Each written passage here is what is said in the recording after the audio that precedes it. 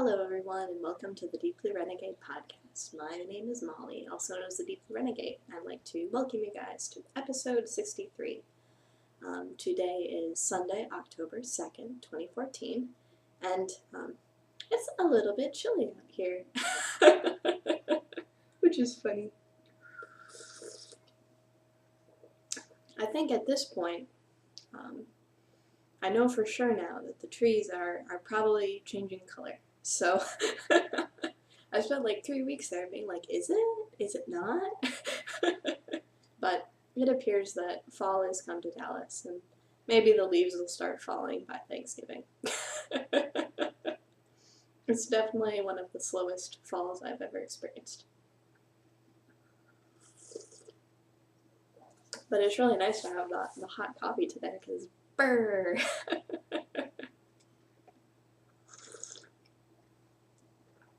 So that's also delicious, which works out. So I finally got around to blocking my frangipani shawl, and it is nice and big and lovely. This was knit out of Woolmisa Pure and Twin in the Stella Polaris colorway. The Pure was a word different. The Twin was a name skein, so there's a bit of a color difference, but it's hidden, you can't see. And now it's all nice and diaphanous and stuff like that. I don't know, can you even see the pattern? I can't see what's going on. So it has, what is it? It has a 5-foot wingspan now, which is quite lovely, and it's about 3 feet deep because my blocking boards are approximately a foot. And it's keeping me warm today. I probably should have grabbed some fingerless mitts as well. Like, it's not like it's that cold, but it's definitely cold enough to have fingerless mitts and maybe a hat and all this other fun stuff. Or just drink more coffee. Yeah, that's my favorite solution. And warm my hands with coffee. I'm so weak.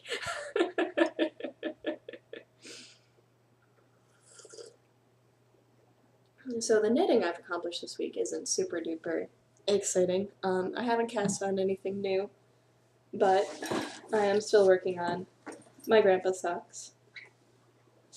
So shake it loose of the bag. Alright, I probably need another round of detangling soon. So this is also out of Woolmisa Twin in 3 different colorways. The blue is Dora. The gray is Rots, and then the variegated gray-blue is Rots. So I managed to do a decent amount this week. So what was it? So I think when I talked to you guys last, I was working on the heel flap and making it long enough, but now I have gotten past the gusset at this point. And I think I managed to get a little bit further last night as well, so it's definitely coming together. What is it? Just looking for my ruler. So I believe the entire foot length needs to be, or I need to knit 10.8 inches before I'm done knitting the foot. And I am a bit short of 5.5 inches at this point, so there's still quite a bit to go on this particular pair. But it is fun to work the color pattern and all that other good stuff, so not the end of the world. This was a part of the Monster Socks cal because I was combining 3 colors of yarn together, but that cal ended Friday, so it's now a part of the Whips cal. So if you guys have some sock works in progress, like single socks or anything in between, you should head over to Sock Knitters and join us. There aren't prizes per se for the cal, but there are prizes for our 4,000 socks in 2014, which we're not going to make 4,000. Like the work in progress count, like that's almost on page 4,000, but the work in progress tends to be like tracks like a month ahead of the other one, which is sort of interesting to me. But yep, so this is coming together, and then I'll have to start the second sock and wail at it again. So that is the story there. But I sort of want to have something different to work on. I'm not even sure.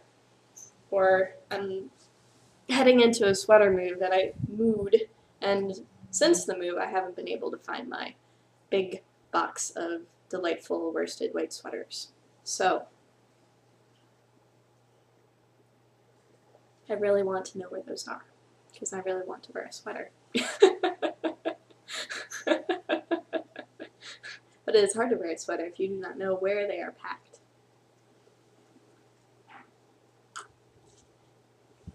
So that is a story there. I'm sure it's somewhere strange, more than likely.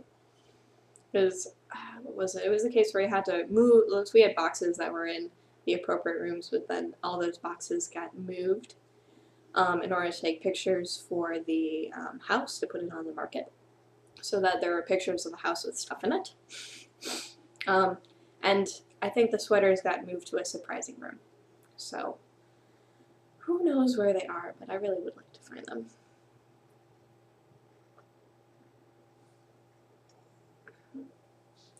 Because obviously the logical choice is to knit a sweater instead. I did finish some spinning this week. Oh. That's going to be a mess. That's super fine merino, geez Louise. So this is what I finished. So yesterday I had a mass blocking where I took half the sinks in the house and filled it with knitting. The bathroom still smells of wet socks, unfortunately. Probably because there are wet socks still in the bathroom. But this is my latest skein from my sweater spin, which obviously is sweater vaguely sort of thing. So this is Shetland that I ended up buying from Brooke in Albuquerque. It is, what was it? So it was 41 and a bit more, so it's probably 83 yards of Aran weight, I'm assuming. Which it comes in at about normal for the rest of my skeins. I think the last one I spun was about 100, but that was a bit of an outlier. Most of them have been coming in around 80ish, which is nice. So 80 yards for a 2-ounce skein. And this is pretty much on the money 2 ounces, because I've now taken to assuming that there's going to be at least 10% waste, even after picking through it all. So I'm going to have to cart up another round of Rologs so that I have my next guy in queue, and this will eventually become a mold cider. I'm not quite so adventurous to start said mold cider until I have a better idea of yardage count and stuff like that. I don't know if the lighting is good enough to really show the texture. Oh, can you guys see the texture? Oh man, we might have better lighting. Like, this is just ridiculous lighting. So you might be able to see the texture here. It's a cable ply, so that means that, oh, what is it? That it has a very different structure to it than a normal, or whatever, a 4-ply would normally have. And honestly, my 2-ply coming out of it was actually pretty gorgeous, but this is all going to my basically overcoat style sweater, so it will come eventually. And in the hilarity that ensued, I'm using my, what is it, the Romney I seriously overspun as the skein ties, because I ended up cutting off, what was it, when I had the loom and I ended up warping it, the Romney was what ended up getting snipped for the most part. So another one bites the dust. I don't know if this is 5 or 6 total for the sweater. I think I needed a lot more than that. what was it? Because I think I need 1,400 yards, so I am still pretty far away from that particular goal, but maybe if I keep working on this spin in between stages of different spins, I think it'll end up getting done much faster, which is why I really should card another set of roll logs for this. This isn't whatever, because I really want a sweater, and I think it's silly to have spent so long spinning it. That's the short answer. So, that is the story there. I don't currently have anything on the spindle, but I did pull out what I think will be going on next.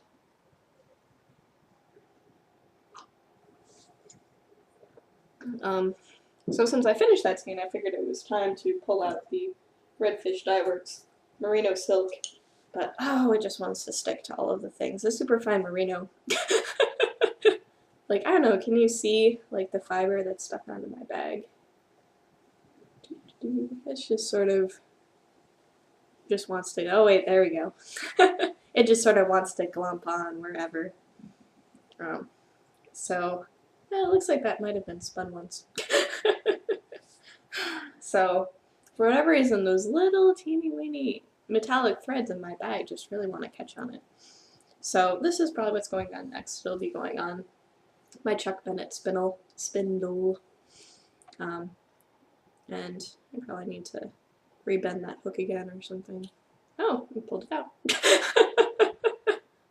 Let's just say it's not the best attached hook in the world. Might need to fix that. Unfortunately. Well, I have put hooks back into spindles before, so that shouldn't be a deal breaker. It's just the brass is just really bendy, so if I drop the spindle, it just puts it into really strange configurations. So, it's always exciting. But I'm excited about that, and we'll see how much spinning time I have. Since spinning time is podcast time, and I haven't had a lot of that lately. I've been more focused on the unpacking the house time and stuff like that, which is no big deal. It never ends. So that is the story there. We'll see whether or not I decide to cast on a sweater this week, since I can't find sweaters, or I could do something productive like actually find my sweaters somewhere in this house. Anything else? So I should be able to record next week. Next week will be the 9th. Yeah, I don't really have any travel plans yet. I will be traveling, but still able to record for the rest of November, so that shouldn't be a big deal. This whole Sunday recording thing seems to be working out pretty well for me, schedule-wise, because that means I can finish all of the things on Saturday.